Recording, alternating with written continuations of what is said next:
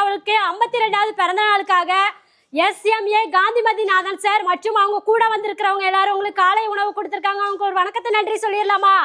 வணக்கம். Thank you sir. Happy birthday song படிச்சிடலாமா? Happy birthday to you, happy birthday to you, happy birthday dear Vijay sir, happy birthday to you.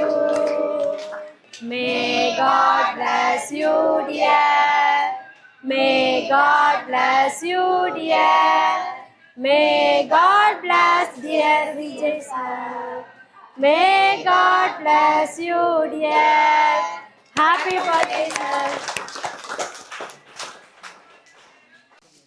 செழிக்கிறது விவசாயம், சீர்படுகிறது நிர்வாகம், உலக மக்களின் முகங்களில் நிலவுகிறது பொன் சிரிப்பு. ஏசப்பா, இந்த அருமையான உணவை கொடுத்ததற்காக நன்றி. இதற்கு காரணமான கரங்களை ஆசீர்வதியும். இது போல எல்லா மக்களுக்கும் கொடுத்தரலும். இதை நாங்கள் உண்டு உமக்கு சாட்சியாய் ஜீவிக்க கிருபை செய்யும். இயேசுவின் இன்ப நாமத்தில் ஜெபம் கேளும் நல்ல பிதாவே, ஆமேன். மாண்புமிகு தமிழ்நாடு முதலமைச்சர் ஜோசப் விஜய் அவர்களுடைய பிறந்தநாளை முன்னிட்டு இன்று தூத்துக்குடி தாலுகாவில் உள்ள அன்பு ஆசிரமத்தில் முதியோர் மற்றும் மனநலம் பாதிக்கப்பட்ட நபர்களுக்கு உணவு வழங்கப்பட்டது. தமிழ்நாடு முதலமைச்சருடைய ஒரு மாத கால ஆட்சி மிகவும் சீரும் சிறப்புமாக நடைபெற்று கொண்டிருக்கிறது. பொதுவாக கடந்த கால ஆட்சியினுடைய ஆலங்கோலங்கள் அவலங்களை மக்கள் பாதிக்கப்பட்டதால் அந்த மனநலம் பாதிக்கப்பட்டதை போன்று ஒரு தமிழ்நாடு கடந்த ஆட்சியில் இருந்தது.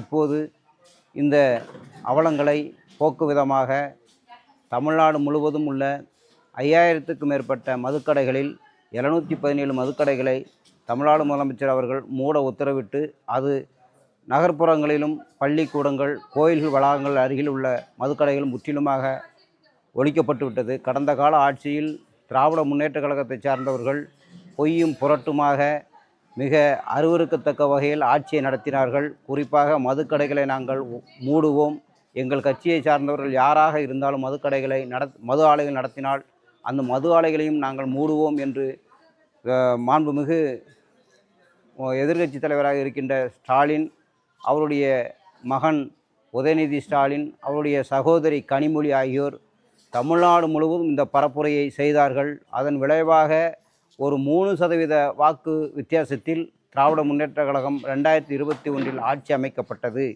ஆனால் அவர்கள் சொன்னது போல இந்த ஆட்சி நடைபெறவில்லை. எங்கு பார்த்தாலும் மது தெருவாக கடையாக திறக்கப்பட்டது.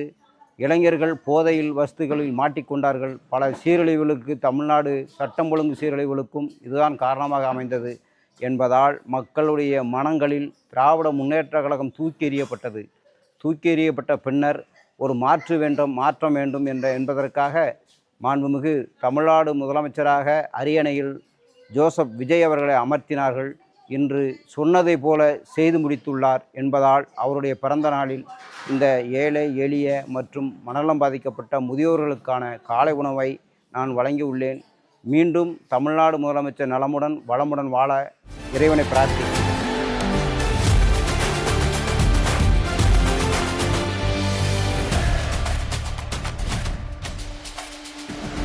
இவன் வெறி இறங்காதே, இவன் கொடி இறங்காதே, இவன் மொழி வணங்காதே, புயல் தலை கோதாதே, முக்காலத்தில் எவரும் ஒரு இணை கிடையாதே, இவன் புகழ் அழியாதே, சிங்கம் இறையாகாதே, கோழி மாலைகள் நீயம் எங்கு போன போதும் போகும் வழியே இந்த விழியே ஒரு மழையா தெரிக்கும். அந்த சந்தோஷம் நாங்கள் நன்றி சொல்லும் நேரம் எங்கள் மனமே உனத்திலே எங்க கனவா சுமக்கும்.